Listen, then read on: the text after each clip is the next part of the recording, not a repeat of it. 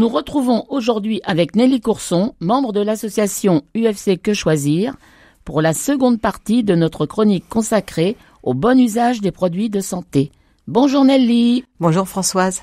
Quelles stratégies sont mises en place pour lutter contre la pénurie de certains médicaments ?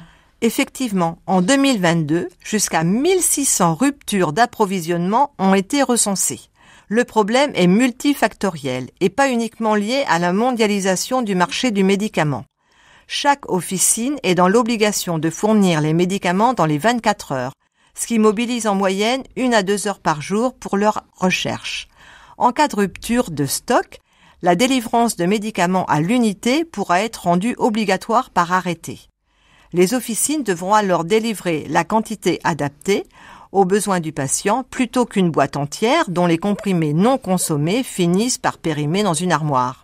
Quelles sont les attributions des pharmaciens concernant la délivrance de médicaments de prescription médicale obligatoire sans présentation d'une ordonnance ? Cette possibilité, dite de dispensation sous protocole, est donnée aux pharmaciens d'officine par la loi du 24 juillet 2019 suivie du décret, c'est-à-dire du texte d'application de cette loi paru en janvier 2020. Quelle est la nouveauté en 2024 concernant la délivrance de certains antibiotiques ? En 2024, les pharmacies françaises devraient pouvoir dispenser sous condition des antibiotiques sans ordonnance, notamment l'amoxicilline, après un test rapide d'orientation du diagnostic, appelé aussi TROD, dans les cas d'angine ou d'infection urinaire telles que les cystites. Certes, la loi a été publiée le 27 décembre dernier, mais il faut attendre les décrets d'application, qui devraient l'être avant l'été 2024. Cependant, il n'est certainement pas question de remplacer les médecins généralistes, assure le vice-président de la Fédération des syndicats pharmaceutiques de France. Des actions sont-elles prévues pour freiner la consommation des antibiotiques ? Le recul de la consommation d'antibiotiques est un objectif des autorités sanitaires, en France et dans d'autres pays, pour freiner l'apparition de bactéries résistantes. Depuis décembre 2023, Santé publique France rediffuse la campagne « Les antibiotiques, bien se soigner, c'est d'abord bien les utiliser ». Cette information est communiquée sous forme d'affiches dans les salles d'attente des professionnels de santé. Elle rappelle que les antibiotiques ne sont efficaces qu'en cas d'infection bactérienne et qu'ils doivent être pris uniquement sur avis médical. L'assurance maladie encourage les professionnels de santé à utiliser les tests rapides d'orientation diagnostique. Une vente à l'unité en pharmacie pourra également s'appliquer. Le budget de la Sécurité sociale 2024 prévoit d'autoriser la vente en pharmacie de certains antibiotiques, y compris cachet par cachet. Qu'est-ce que le dossier pharmaceutique ?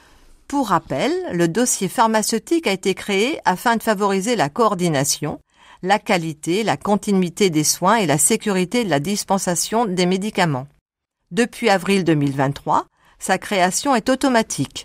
Pour ce faire, le pharmacien collecte les coordonnées, adresse électronique ou adresse postale. Le patient peut s'opposer à l'ouverture de ce dossier pharmaceutique dans un délai de 6 semaines.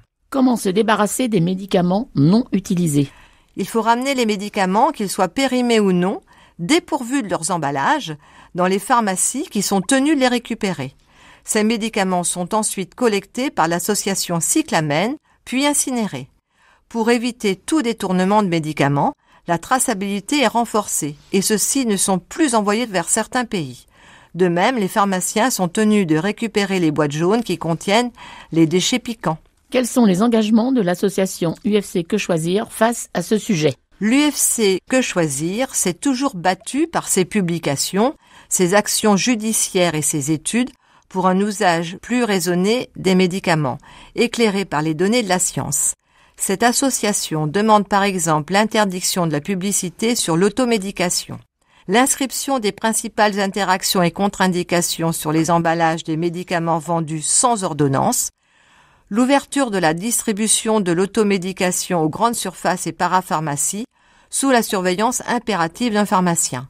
Une obligation pour les laboratoires de constituer des stocks suffisants pour l'ensemble des médicaments d'intérêt thérapeutique majeur.